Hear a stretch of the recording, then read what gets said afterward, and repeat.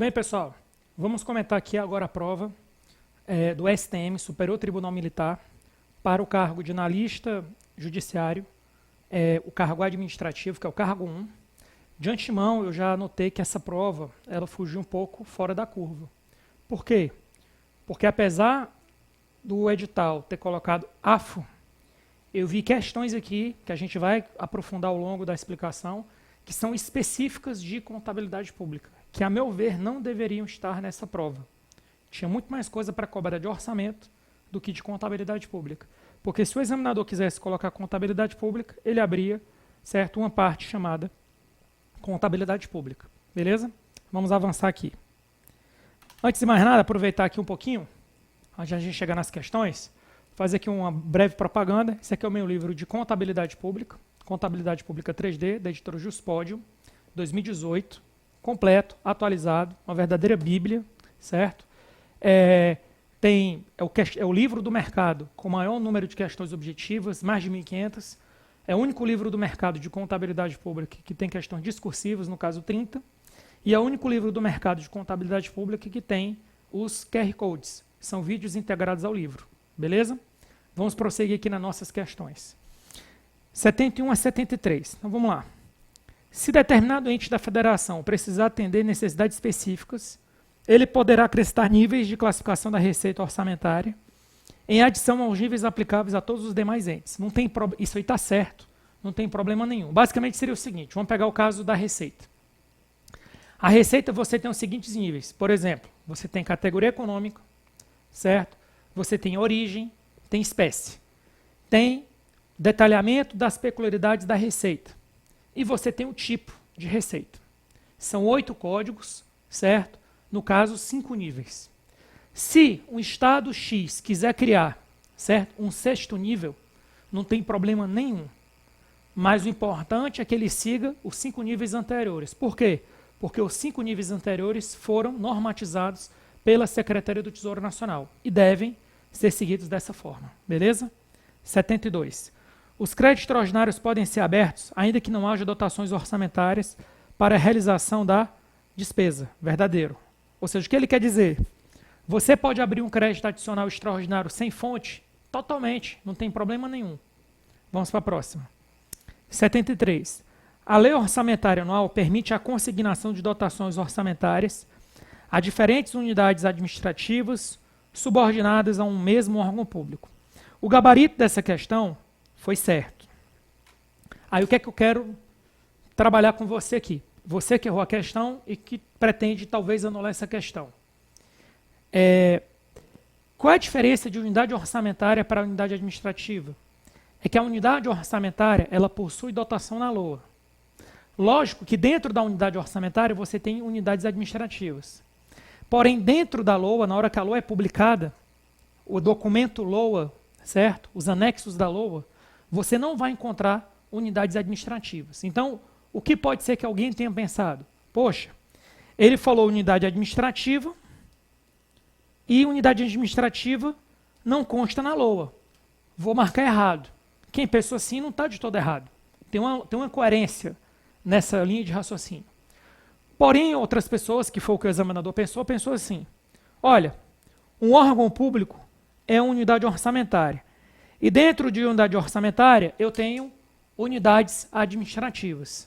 Então, o que é que eu faria se eu estivesse precisando dessa questão? Eu tentaria anular a questão, alegando que a questão ela tem uma dupla interpretação. Uma interpretação é que as unidades administrativas estão dentro da unidade orçamentária e essa unidade orçamentária que está na LOA publicada. Beleza, raciocínio correto.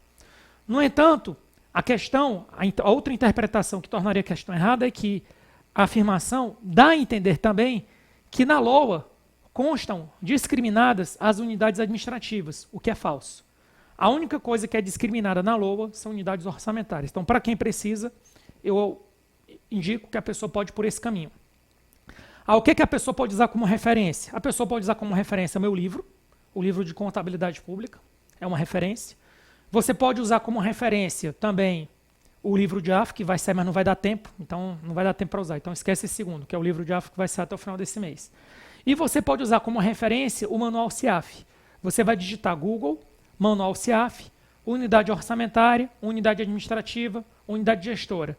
Vai abrir um arquivo eletrônico em PDF, que vai ter a diferença das duas, e você usa isso como fonte oficial para tentar anular essa questão aqui, perfeito? Vamos para a próxima.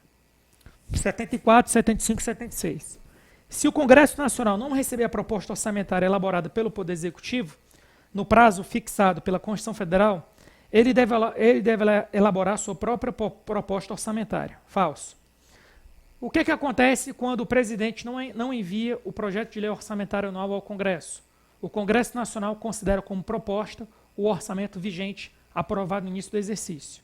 Por isso que aqui está errado. Se houver incompatibilidade entre as normas de planejamento de determinado Estado e as normas correspondentes da União, a responsabilidade de identificar o problema e procurar os mecanismos de compatibilização será do Sistema de Planejamento e Orçamento. Isso aqui, para ele ter colocado como certo, está na Lei 10.180 de 2001. 76. Os programas executados de acordo com a técnica do orçamento-programa devem ser zerados ao final do exercício financeiro. Falso. Então, o que acontece? Por que essa questão está errada?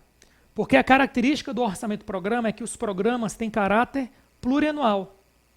Então, por que a questão ficou errada? A questão ficou errada na hora que ela associa o orçamento-programa, o programa do orçamento-programa, a um custo, a uma execução anual. Ou seja, ao final do exercício é o zero. Não.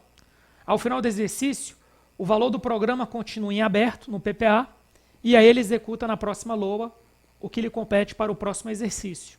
Eventualmente, se você não executar tudo de um programa no ano, com base no orçamento-programa, se você tem metas físicas a entregar, você pode pedir uma recomposição de dotação no ano seguinte para cumprir a meta física, no caso do plano, que é o PPA.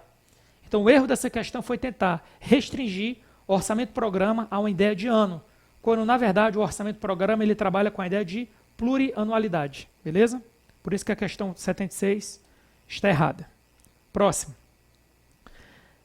Essas questões aqui, essas duas, que eu marquei, que estão em vermelho, são duas questões que, a meu ver, devem ser anuladas por extrapolarem o edital. Eu vou explicar por quê. Julga os itens que se seguem relativos às receitas e despesas públicas. O ato de suprimento de fundos constitui uma despesa orçamentária, embora a despesa patrimonial correspondente deve ocorrer em momento futuro. Isso aqui realmente é verdadeiro. E o que ele quer dizer com isso?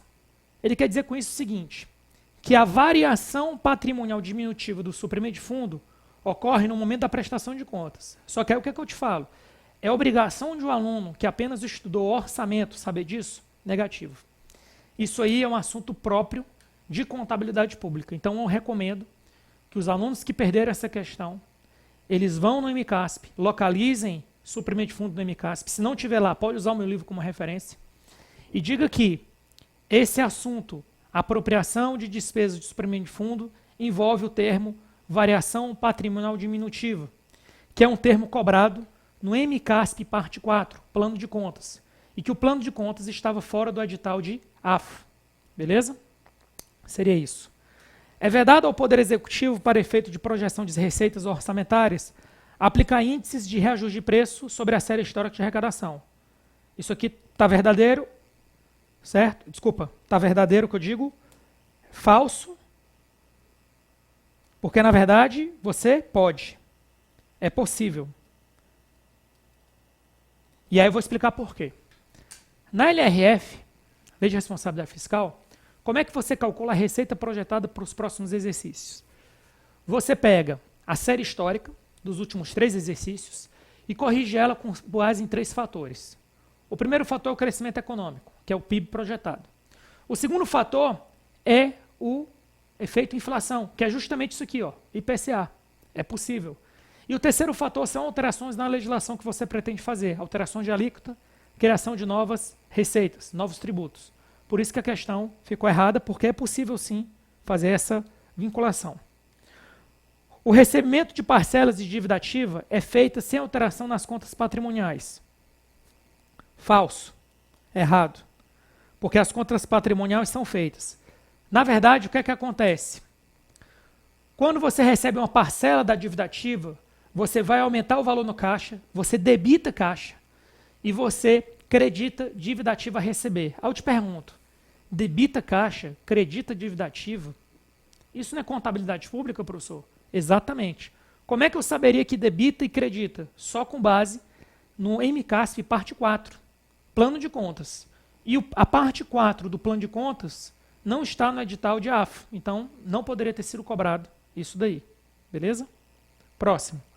Do ponto de vista orçamentário, as despesas públicas correspondem aos decréscimos nos benefícios econômicos durante o período contábil, sob a forma de saída de recursos, redução de ativo e incremento. Isso aqui, pessoal, que ele acabou de dizer, é o conceito de variação patrimônio diminutiva. Só se você fosse no PCASP, que é a parte 4 do MCASP. Próximo.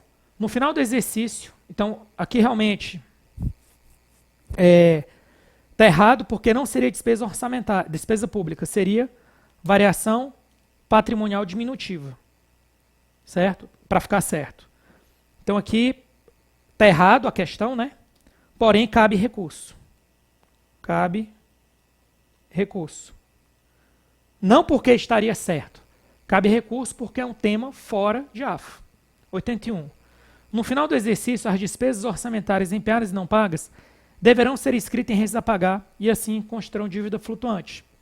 Aqui o gabarito foi certo, porém essa questão cabe recurso. E eu vou explicar por quê. Existe um documento, um normativo chamado Decreto 93872 de 1986. Nesse decreto você vai procurar sobre empenhos insubsistentes. É um artigo que fala: serão considerados insubsistentes os empenhos que não se enquadrarem nas seguintes situações. Aí ele fala, entre outras coisas, por exemplo, despesas que está em curso da liquidação, despesas que estão dentro do prazo contratual, interesse da administração. Ou seja, moral da história, não é toda despesa que vai ser inscrita em restos a pagar. Isso é a primeira fundamentação. Segunda parte, a LRF estabelece que, ao final do ano, você só pode inscrever em restos a pagar o que você tiver de disponibilidade financeira. Então, ao colocar o verbo deverão, a banca tirou tudo isso de lado. A meu ver, essa questão deveria ser anulada, certo? Ou tornada errada, porque nem toda despesa empenhada e não paga será inscrita em restos a pagar não processados. Como é que essa questão ficaria certa, professor? Ficaria assim, ó: as despesas orçamentárias empenhadas e não pagas, após o devido processo de depuração, teria que ter essa frase, após o devido processo de depuração, serão inscritos em restos a pagar não processados. Aí eu concordo. Após o devido processo de depuração. Frase essa que não existe. Vamos avançar. Questão 82 a 85. Se o prazo para o pagamento de determinada operação de crédito for inferior a 12 meses e as respectivas receitas constarem no orçamento, a operação será incluída na dívida pública consolidada. Verdadeiro? Isso aqui não tem problema nenhum. Se um BNDES efetuar empréstimos e financiamentos com recursos oriundos do orçamento fiscal, então a prestação de contas deverá ficar disponível para consulta pública, apreciação do cidadão. Sim, porque se o orçamento fiscal e a Seguridade Social passou dinheiro para o BNDES, isso é uma subvenção econômica. Qualquer subvenção econômica está sujeita à prestação de contas e disponibilização para a sociedade. 84. O conceito legal de empresa estatal dependente inclui todas as empresas estatais controladas. Falso. É o contrário. O conceito de empresa controlada inclui tanto as empresas estatais dependentes quanto independentes. Ou seja, o gênero é empresa controlada. As espécies são dependentes e independentes. Ele está falando o contrário, que o gênero seria dependente. Totalmente errado. O gênero é empresa controlada. E a espécie, dependente e independente. Por isso que a questão 84 está errada. Os objetivos das políticas monetária, creditícia e cambial devem ser apresentados no PELOR. Falso, porque isso aqui tem que ser apresentados no projeto de LDO. É um dos anexos da LDO. É o anexo específico da União que trata sobre os objetivos da política monetária, creditícia e cambial. Beleza, pessoal? Então, com isso a gente encerra mais uma bateria de questões comentadas. Essa prova eu achei ela difícil, certo? E, além disso, ela foi desproporcional porque ela trouxe itens que são específicos de contabilidade pública. Beleza, pessoal? Fiquem com Deus e até a próxima gravação sobre questões de concursos recentes, nesse caso 2018.